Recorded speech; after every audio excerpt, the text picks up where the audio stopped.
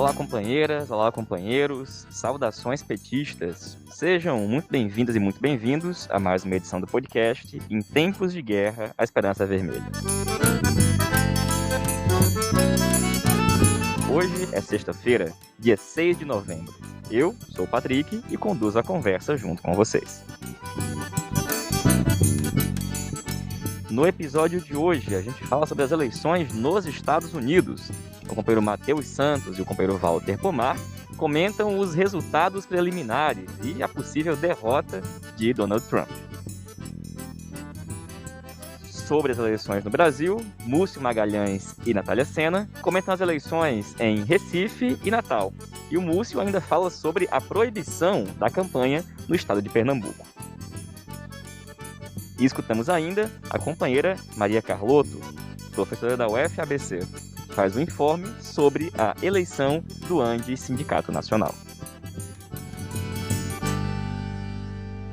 E pessoal, a gente vai começar a edição de hoje escutando o companheiro Matheus Santos e o companheiro Walter Pomar.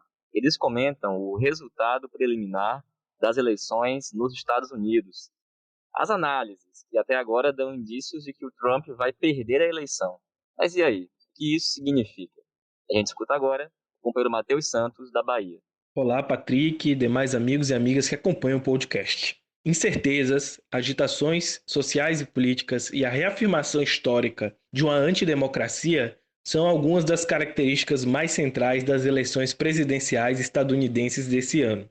Como já era de se esperar, em meio à gravíssima crise sanitária do país, o mais afetado pela Covid-19, pela grande polarização eleitoral, pelas debilidades do próprio sistema eleitoral estadunidense, a minha particular crença de que essa disputa não terminará necessariamente no voto vem se reafirmando.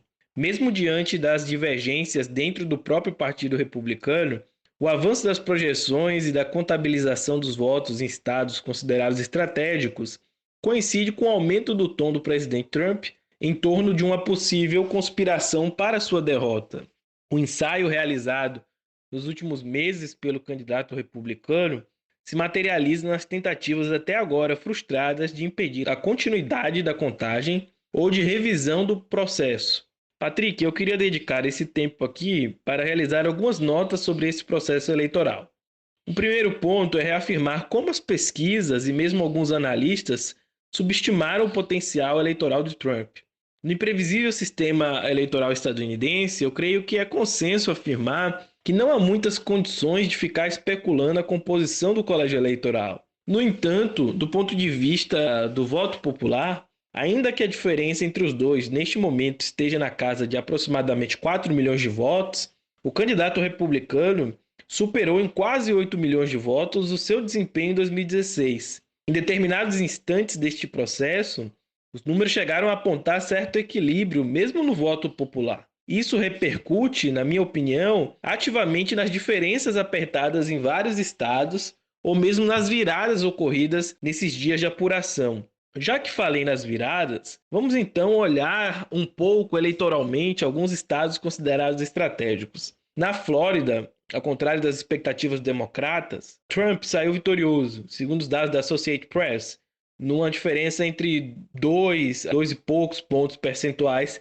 acima do conquistado em 2016. O apelo ao eleitorado latino, e aí especialmente os cubanos anticastristas, parece ter surtido efeito. Afinal, convém lembrar que a retórica antissocialista foi forte no discurso trumpista ao longo dos debates e discursos, especialmente no esforço de associar Biden a Bernie Sanders. Em comparação ainda à primeira eleição de Trump, os republicanos em 2020 perderam, ao que tudo indica, em Wisconsin, Michigan, Arizona e até o momento na Geórgia. Especialmente no caso dos dois primeiros, mas uma vez evidencia a importância do chamado cinturão da ferrugem nas últimas eleições, considerados estados mais decisivos. Nessa conta, não podemos esquecer da Pensilvânia. Por lá, Trump venceu em 2016 com menos de 100 mil votos de diferença. Nesse momento, superando uma diferença que em determinados instantes era de 10%, Biden virou e lidera, ainda que apertada, a disputa. Bom, saindo dos aspectos quantitativos para um esforço de análise mais qualitativo, Uma segunda nota importante é que este processo eleitoral não pode ser entendido como apenas o enfrentamento de dois projetos de governo. Muito pelo contrário, da parte do trumpismo, verifica-se um verdadeiro projeto de poder que, conforme se deve esperar, lutará de todas as formas para evitar sua derrota eleitoral. Trump não é apenas um candidato do Partido Republicano, mas o verdadeiro representante do que há de mais reacionário na sociedade estadunidense. Concordo com Manuel Castells, autor de Ruptura, a crise da democracia liberal, que um dos triunfos de Trump em 2016 foi ter mobilizado a chamada América Profunda, composta pelos brancos, por uma parte não desprezível do chamado mundo rural, e mesmo pelo operariado pobre, incorporando não somente as insatisfações conjunturais, mas também o movimento identitário de raízes profundas nas próprias alterações na composição étnica, social e cultural da sociedade estadunidense nas últimas décadas. No entanto, o reconhecimento dessa complexidade das bases de apoio de Trump não deve deixar de reconhecer a natureza ofensiva dessa candidatura, que, aliás, publicamente zombou em um dos debates, dizendo ser o menos racista daquele espaço.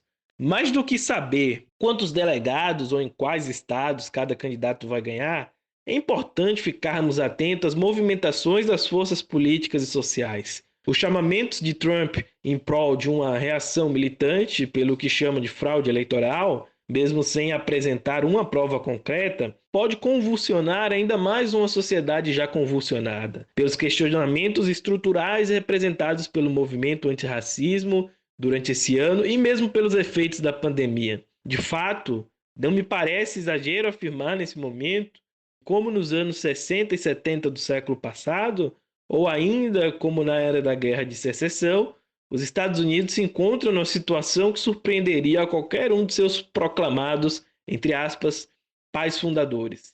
Aliás, falando neles, não podemos aqui deixar de tomar como uma última nota uma discussão sobre o sistema eleitoral daquele país. Recentemente, no Página 13, encaminhei um texto discutindo as raízes mais profundas do chamado colégio eleitoral. Para mim é um grande absurdo, até para quem tem ilusão com a democracia burguesa, chamar um país detentor de um bipartidarismo cristalizado e de um sistema indireto de votação como democrático. Aliás, novamente repito, como pontuou o Norberto Bobbio, o vocabulário da política é muito ambíguo, pois democracia pode dizer tudo, especialmente quando contextualizada e confrontada com a experiência histórica, ou nada, quando sustentada por mito, como é o caso, em muitas vezes, dos Estados Unidos. Colégio eleitoral, voto impresso e outras características desse processo não são problemas de hoje e nem de 2 ou 3 décadas atrás. Esse sistema é reflexo de uma opção política muito clara, de um projeto que saiu vencedor durante a independência e foi reafirmado ao longo do processo de formação do Estado e da nação estadunidense. Aliás, curioso como Steven Levitsky e Daniel Ziblatt, autores de um livro que ficou conhecido nos últimos anos, chamado Como as Democracias Morrem, acredito que alguns de vocês já devem ter escutado sobre ele, afirmam que o colégio eleitoral e posteriormente os partidos, com seus métodos viciados de escolha dos seus candidatos, eram os guardiões da democracia estadunidense. Porém, esses autores se esquecem supostamente que durante muito tempo e até os dias atuais, a chamada democracia foi extremamente seletiva, convivendo e se alimentando perfeitamente com o racismo, a xenofobia e a desigualdade social. Patrick, eu já falei muito, por isso quero encerrar aqui minha participação com 3 considerações. A primeira delas é que precisamos fugir, na minha opinião, de uma dupla ilusão. A de 2008, quando muitos criaram uma expectativa enorme sobre Obama, alimentando um progressismo insustentável ao Partido Democrata, mas também precisamos superar a ilusão de 2016, quando muitos apontavam as eleições presidenciais e seu resultado com bastante indiferença. A vitória de Biden pode não trazer mudanças estruturais, mas a derrota de Trump traz elementos importantes conjunturalmente, especialmente para uma extrema-direita organizada ao redor do mundo, inclusive aqui no Brasil. Um segundo elemento é que a estratégia trumpista de deslegitimar o resultado pode perfeitamente se repetir aqui no Brasil. Afinal, para aqueles que, pelas pesquisas eleitorais, afirmam que o bolsonarismo está em decadência, não se pode esquecer que, Mais do que números, a extrema-direita brasileira também é organizada.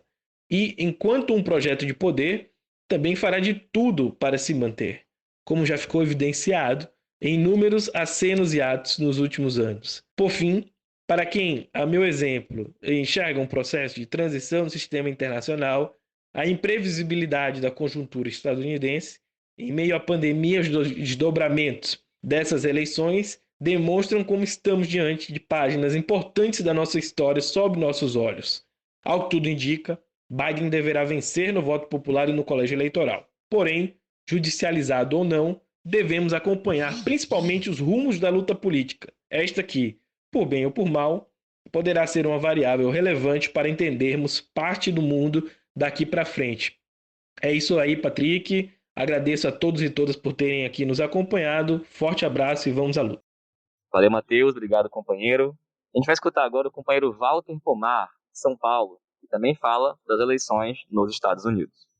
Olá, Patrick. Olá, ouvintes do podcast, comandado pelo Patrick Araújo. Pois é, Patrick, está todo mundo de olho no resultado das eleições dos Estados Unidos. No governo, tem gente rezando por um milagre que salve o Trump. E na oposição, a torcida ampla, geral e irrestrita é pela derrota do Trump. Mas há muita polêmica acerca do significado que teria uma vitória do Biden. Para responder essa questão direito, é preciso discutir que impacto terá um governo democrata em 4 níveis diferentes. O impacto sobre os Estados Unidos, o impacto sobre a América Latina, o impacto sobre o mundo e o impacto sobre o Brasil. Quanto aos Estados Unidos, o que fica claro é que aquele país está dividido de cima a baixo. E não se trata apenas de uma disputa eleitoral. É uma divisão muito mais profunda, relacionada às imensas desigualdades de classe e raça, relacionada aos efeitos colaterais de uma cultura violenta e messiânica, mas relacionada também aos efeitos internos decorrentes do declínio do Império Estadunidense.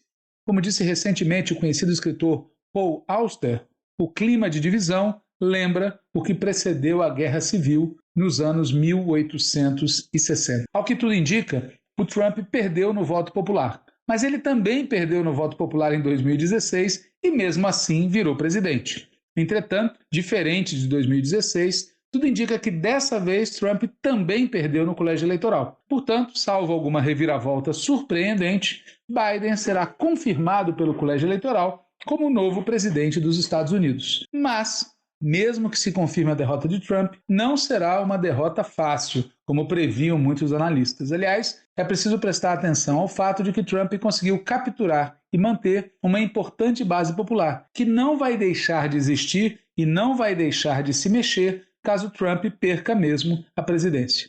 Seja como for, derrotar Trump é muito bom. Basta pensar na perseguição que ele moveu contra os migrantes, do estímulo aberto a favor do racismo e da violência policial, ou lembrar dos 230 mil mortos por conta da pandemia de Covid-19, 4 vezes mais do que o número de mortes por conta do Vietnã. Melhor dizendo, mais de 4 vezes mais o número de estadunidenses mortos, porque o imperialismo, a turma do Trump e do Biden juntos, matou mais de 1 milhão de vietnamitas. Por tudo isso, e por muito mais, é ótimo derrotar o Trump, até pelos efeitos que isso pode ter sobre o Bolsonaro. Mas Biden não merece um tiquinho de nossa confiança. Aliás, não há por que esperar, seja de Trump e seus republicanos, seja de Biden e seus democratas, uma solução que dê conta de transformar estruturalmente a situação da maioria do povo dos Estados Unidos. Tem gente falando que Biden poderia ser uma espécie de Franklin Delano Roosevelt do século XXI, ou seja, que ele poderia fazer um novo New Deal. Pode ser, sempre pode ser, mas é bom lembrar que não foi o New Deal que acabou com a crise dos Estados Unidos nos anos 30. Foi a Segunda Guerra Mundial que acabou com a crise e reativou a economia daquele país. Portanto, se existe mesmo alguma semelhança entre Biden e FDR, é bom a gente começar a se preocupar com o que virá por aí. Até porque todo mundo sabe que o Biden é um quadro orgânico do Estado Profundo, do Pentágono, das empresas de armas. Aliás, a julgar pelo comportamento dos presidentes democratas mais recentes, como Clinton e Obama, é provável que com Biden a gente volte àquela época em que o imperialismo comete seus crimes ao mesmo tempo que faz discursos sobre a defesa dos valores democráticos, dos direitos humanos, etc. Pois vamos combinar, né? Com o Trump, pelo menos, as coisas tinham a única vantagem de ser mais claras. E para a América Latina, o que mudará com Biden? Arrisco a dizer que nada. Aliás, é bom lembrar que foi sob o governo Obama que ocorreu o momento decisivo da ofensiva dos Estados Unidos contra os governos progressistas e de esquerda da América Latina, inclusive nosso Brasil.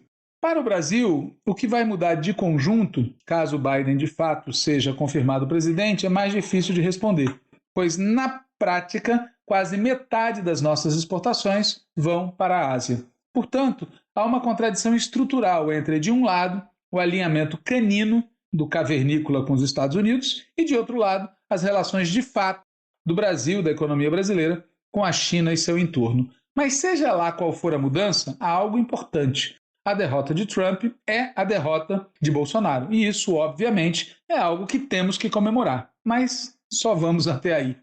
Não fazemos como alguns personagens, como o deputado Marcelo Freixo, do PSOL do Rio de Janeiro, que escreveram que a vitória de Biden é a vitória da democracia e da humanidade.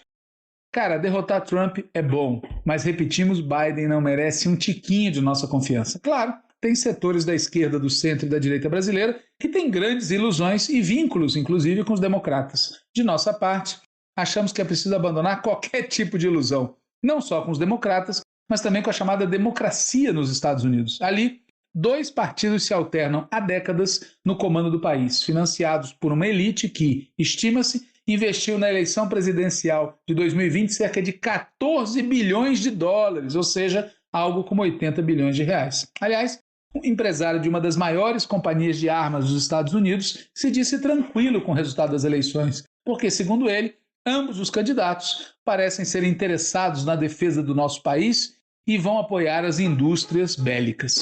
Nos Estados Unidos, o pobre, o negro, o latino, o trabalhador enfrenta 1001 dificuldades para poder se registrar eleitoralmente e para poder votar. Ademais, nos Estados Unidos, as regras eleitorais não são nacionais, mas sim estaduais. Não há voto direto, o presidente é eleito num colégio eleitoral que não é proporcional, pois em 48 dos 50 estados, quem ganha a eleição no voto popular fica com todos os delegados eleitos por aquele estado para o colégio eleitoral. Apesar disso tudo, segue existindo no Brasil muita gente, tanto no Planalto como na oposição, que não pensa o mundo com cabeça própria, mas sim pensa o mundo com a cabeça das elites metropolitanas e que segue vendo os Estados Unidos como um modelo a ser perseguido. A nossa torcida é outra. Nós esperamos que a maioria do povo dos Estados Unidos consiga construir uma alternativa política própria, independente, de esquerda.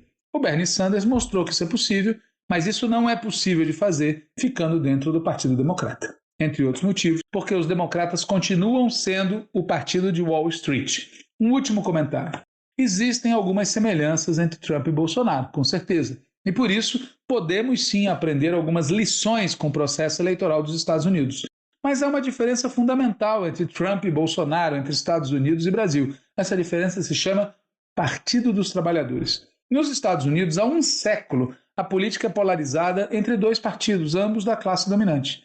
No Brasil, desde 1989, a política é polarizada pelo PT. Por isso, alerta. Parte dos que aplaudem Biden não estão aplaudindo Biden, estão aplaudindo um mundo onde a classe trabalhadora é força subalterna e linha auxiliar na política, onde quem manda são os de cima. Por isso, aqui no Brasil, olho duplo. Olho no Bolsonaro, mas olho também nos, entre aspas, democratas que querem americanizar ou estadunizar a política brasileira. Certamente, repito, temos que comemorar muito a derrota do Trump, mas na esquerda tem gente que quer comemorar a vitória do Biden e não apenas quer comemorar a vitória do Biden, mas ainda quer apresentar a vitória do Biden como se fosse uma vitória da humanidade, da democracia, etc. e tal. E o caso é o seguinte, ouvintes do podcast, comandado pelo Patrick Araújo. Assim como não precisamos de um presidente que puxa o saco do Trump, também não precisamos de uma oposição que puxe o saco dos democratas. Valeu, Walter. Obrigado, companheiro. Sobre as eleições aqui no Brasil, o podcast tem feito em cada uma de suas edições um informe, um comentário, uma opinião sobre alguma cidade. Hoje a gente vai escutar o informe da companheira Natália Sena sobre a eleição em Natal e também de Múcio Magalhães, que fala sobre a eleição em Recife e a proibição das campanhas eleitorais no estado de Pernambuco. E a gente começa contigo, Natália. Como é que está o cenário aí em Natal? Como é que está o ambiente da eleição? E como é que está essa disputa? Oi, Patrick, ouvintes do nosso podcast Em Tempos de Guerra, a Esperança Vermelha. Patrick, o cenário em Natal ainda está bastante indefinido. O prefeito Álvaro Dias, atual prefeito, que é do PSDB, ele não foi eleito em 2016, ele assumiu após a renúncia do prefeito Carlos Eduardo, ele era o vice, né? O prefeito Carlos Eduardo que renunciou para ser candidato ao governo e foi derrotado pela nossa governadora Fátima Bezerra. Então, ele é um prefeito que não foi eleito para ser prefeito, assumiu como vice e está aí há 2 anos governando a cidade. Ele, nas pesquisas de intenção de voto, aparece como favorito para ser eleito. No entanto, como eu disse, o cenário está indefinido, porque tem 2 candidaturas que estão ali batendo na porta dele para irem para a disputa com ele no segundo turno. Uma dessas candidaturas é uma candidatura bolsonarista, não existe só uma candidatura bolsonarista em Natal, existe mais de uma, pelo menos 3 declaradamente bolsonaristas, mas esse, que é o do delegado Leocádio, é o que está mais na frente nas intenções de voto, e o outro é o senador Jean, que é o candidato do PT, o nosso candidato, né? Tanto a candidatura de Jean quanto a de Sérgio Leocádio, que é o bolsonarista, estão ali, digamos assim, empatadas em segundo lugar na disputa para ver quem pode ir para o segundo turno contra o atual prefeito, que é um prefeito de direita do PSDB, né? Então, esse é, resumidamente, o cenário da eleição aqui em Natal. Tem muita receptividade positiva para a nossa candidatura, a gente tem uma sensação, conversando com as pessoas nas ruas, fazendo caminhada, fazendo carreata, fazendo panfletagem, a gente tem uma sensação de que a vinculação da candidatura de Jean com o presidente Lula, com o PT, com a classe trabalhadora, tem, cada dia que passa, melhorado as nossas condições de chegar ao segundo turno. Muita gente em feiras ou em comércios tem olhado para o nosso material e dito, esse é o candidato de Lula, nesse que eu vou votar por causa da vinculação com Lula, principalmente no programa eleitoral. Então, faltam aí 9 dias, né, para a eleição, e a nossa avaliação é que tem ainda espaço para que a gente possa ter um bom resultado nas eleições aqui de Natal e, inclusive, disputar o segundo turno. E aí, no segundo turno, a gente vai ter uma nova eleição, né? O jogo zera, digamos assim, e a gente consegue ir para a disputa num patamar bem melhor, enfim, mais polarizado com o prefeito Álvaro Dias. E o prefeito Álvaro Dias, ele é um prefeito de direita, né? O partido dele já não nos deixa ter nenhuma ilusão, mas que nesses 2 anos de mandato tentou passar uma imagem de mais moderado ou até meio centrista, né? Pura ilusão. Teve uma postura muito arbitrária e pró-empresários na questão do plano diretor aqui de Natal, que acabou sendo adiada a discussão, deve acontecer na próxima gestão, deve ser uma discussão fundamental aí da próxima gestão. Só como exemplo, o plano diretor e a questão da licitação dos transportes, ele também deixou aí em banho-maria por mais uma gestão, né? Natal não tem concessões de transporte válidas e, para piorar, agora na pandemia, ele cortou linhas de ônibus, mudou trajetos, enfim, tem adotado uma postura que, às vezes, na aparência, parece de um moderado, de um centrista, mas, na essência, é, sim, de um político de direita tradicional que governa para os ricos, que governa para os empresários. Valeu, Natália. Obrigado, companheira. Agora, Múcio Magalhães. Múcio, eu comentei no último podcast sobre a proibição da campanha aqui em Pernambuco, aquela decisão do TRE. Como é que está a situação nesse momento com a continuidade da proibição das campanhas aqui no estado? Olá, Patrick. Olá, camaradas, companheiros e companheiras que escutam o podcast A Esperança Vermelha. Eu tenho a dizer sobre essa pergunta, sobre como avaliar a continuidade da campanha eleitoral aqui em Recife, apesar da decisão do Tribunal Regional Eleitoral, dizer que, em primeiro lugar, a nossa campanha é a principal prejudicada com essa decisão, porque o PT vem crescendo, a candidatura do PT aliada com o PSOL vem crescendo com consistência, com firmeza, mas faz isso na rua, conversando com as pessoas, visitando os bairros, e ao ser proibido de ocupar esses territórios, é claro que nós temos aí um prejuízo político. Depois dizer que é uma proibição que atinge apenas as campanhas eleitorais. Na verdade, a vida está absolutamente normal. As pessoas estão nas ruas, nas praias, nos bares, em todos os lugares, nos parques. Uma grande maioria sem máscara, uma exposição muito forte à contaminação, o nível, inclusive, mortes tem crescido. Então, realmente, é uma situação que só a candidatura do PT perde, porque apenas a campanha de rua, a campanha junto ao povo, é que foi proibida.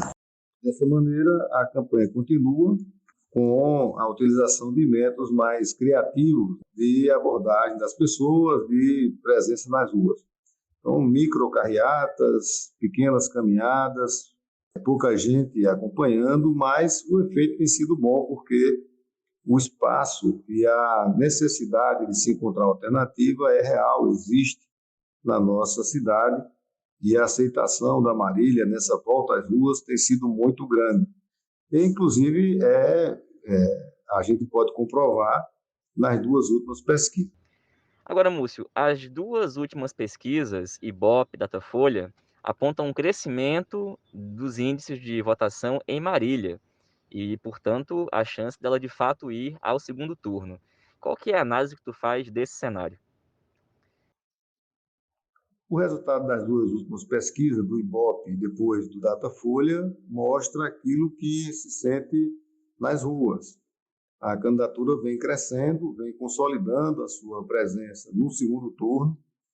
Então, as pesquisas elas estão dizendo, de certa forma, que a gente tinha um entendimento, não só pelo sentimento de quem está na linha de frente, de quem está organizando a campanha, de quem está participando da campanha, mas também através de aferições internas de que se tem cedido a coordenação de campanha. Então, as duas pesquisas apontam que o segundo turno vai acontecer, muito provavelmente, entre o candidato da situação, que é o candidato do PSB, e a oposição representada pelo PT, pela candidata Marília Reis.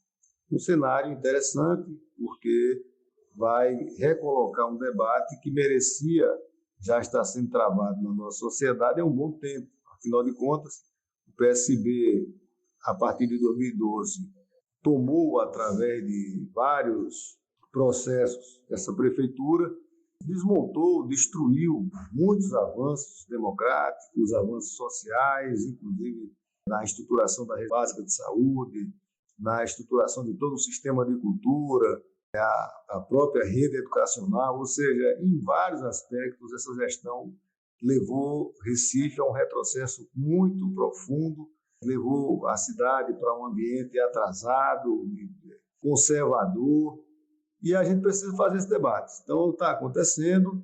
Agora, no segundo turno, esse debate fica mais exposto, né? Fica um debate mais polarizado. Então, é importante, interessante esse tipo de debate que vai acontecer, essa disputa que vai acontecer, e nós aqui estamos confiantes que vamos vencer esse debate. As possibilidades do PT conquistar essa prefeitura são muito grandes, apesar de todas as dificuldades que nós estamos enfrentando, superando, de dentro do partido, de fora do partido, das máquinas eleitorais, das várias candidaturas de direita e bolsonaristas que estão estruturadas nessa campanha. Apesar de tudo isso, e como diz a brincadeira, contra uma parte importante de nós mesmos, a candidatura vai seguindo em frente, vai avançando, com fortes possibilidades de vitória.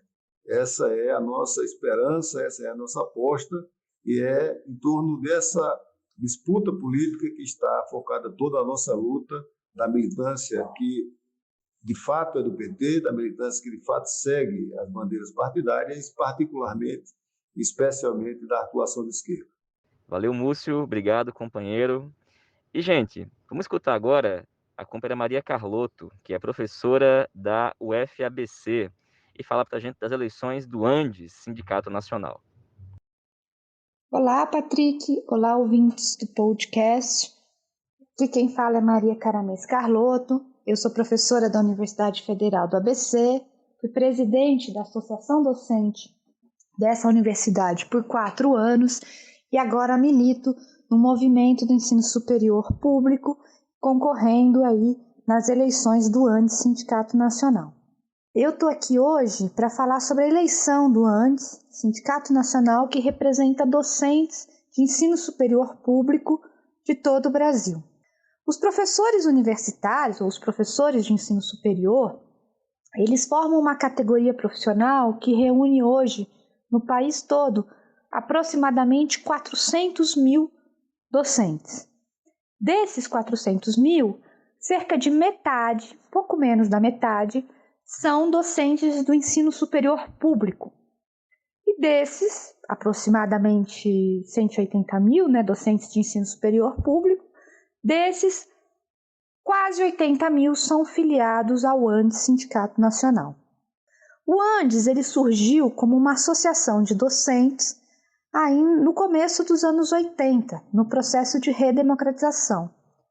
Depois, a partir da Constituição de 88, como desdobramento da Constituição de 88, ele se tornou um sindicato nacional. Então, o que era a Andes, a Associação Nacional dos Docentes de Ensino Superior, se tornou o Andes Sindicato Nacional. O Andes, ainda como a Andes, cumpriu um papel muito importante no processo de redemocratização brasileiro, organizando as universidades públicas, os professores e pesquisadores dessas instituições, na defesa tanto das diretas já, quanto depois do processo constituinte da inclusão da educação como um direito fundamental, de verbas específicas para o financiamento da educação, a inclusão da autonomia universitária e do compromisso do Estado brasileiro em expandir a educação superior no país. Depois, a partir dos anos 90, cumpriu um papel muito importante na resistência ao processo de privatização e sucateamento do ensino superior que estava na agenda do governo Fernando Henrique Cardoso. Muito inspirado pela orientação de organismos internacionais, o objetivo desse governo era fortalecer o ensino básico e em detrimento do ensino superior. Então, a consequência dos anos Fernando Henrique foi um profundo sucateamento do ensino superior público, com redução do número de docentes, do número de matrículas e uma estagnação da expansão desse sistema. O objetivo era o Brasil privatizar o ensino superior público e quem liderou a resistência a esse processo foi, em grande medida, o Andes Sindicato Nacional. A partir dos anos 2000, principalmente a partir do governo Lula, as coisas se tornaram um pouco mais complicadas. O Andes já tinha quase 30 anos de existência, uma estrutura sindical bastante consolidada, continuava tendo uma apresentação forte de docentes, mas as mudanças que aconteceram no ensino superior a partir dos anos Lula gerou debates na base do próprio sindicato entre, por exemplo, o que seria prioritário para o ensino superior, se o processo de expansão via reúne era positivo ou não, debates em torno da lei de cotas e da importância da lei de cotas e assim por diante, bem como também a expansão do sistema de ensino superior público no Brasil durante esse período aumentou muito o número de docentes, gerando aí uma fragmentação, uma transformação da base do Andes Sindicato Nacional. Ainda assim, durante grande parte dos anos 2000, o Andes teve chapa única, que tinha uma direção e a sua eleição, em geral, concorria a uma única chapa. Era um sindicato aí onde as divergências elas eram internalizadas em alguma medida. A partir, sobretudo, de 2013, começa a se organizar dentro do Andes um fórum chamado Fórum Renova Andes, que lançou candidatura própria para o Andes nas eleições de 2018 e agora 2020. O antes ele realiza eleição a cada 2 anos. Então o fórum vem se organizando desde 2013, mas principalmente a partir de 2016 se apresentando como uma chapa de oposição. Então, nas eleições de 2020, nós temos 2 chapas concorrendo ao Antissindicato Nacional. A chapa 1, Unidade para Lutar, e a chapa 2, de oposição, chamada Renova ANES, um sindicato para todas as docentes.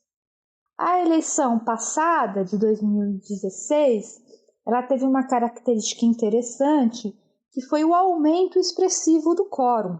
Então, se a gente pegar as últimas eleições, você tinha uma média aí de 13% dos filiados votando na eleição. Em 2018, com a existência de 2 chapas, esse quórum subiu para quase 26% dos filiados votando, chegando aí a aproximadamente 17 mil votantes na eleição. Em 2020, a eleição era para ter acontecido em maio, a pandemia impediu que a eleição acontecesse presencialmente e acabamos caminhando por uma decisão do Conselho Nacional de Associações Docentes para uma eleição telepresencial.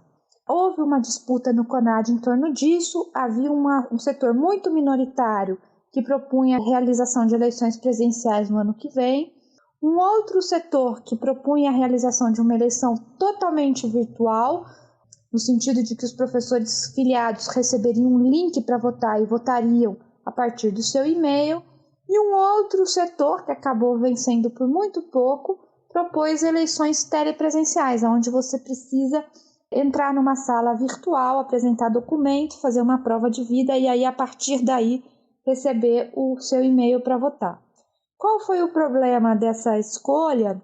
É que muitos professores têm tido problemas, o sistema não comporta tantos votantes, então ele cai e tem problemas nesse sentido. Os professores estão tendo dificuldades, principalmente os aposentados, com todo o sistema, porque são muitas etapas, você tem que baixar um aplicativo, enfim, isso dificultou muito a votação. E problemas de conectividade, em todo o país, especialmente no norte, onde a gente está vendo o apagão do Amapá dos últimos dias, e o resultado é que o quórum caiu muito.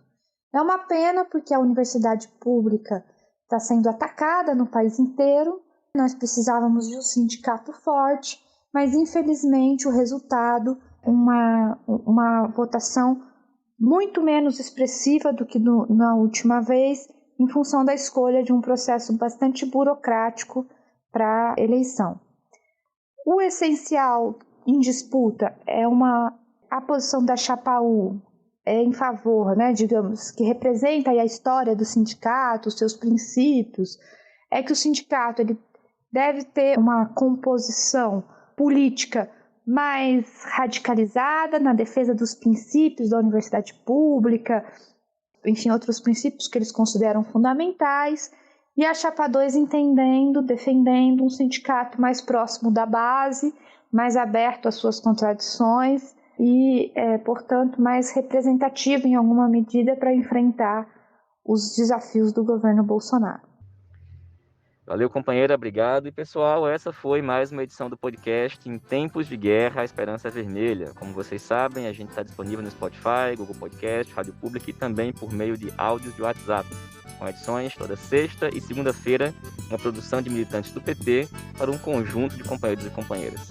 Nos vemos segunda-feira, saudações petistas e até mais.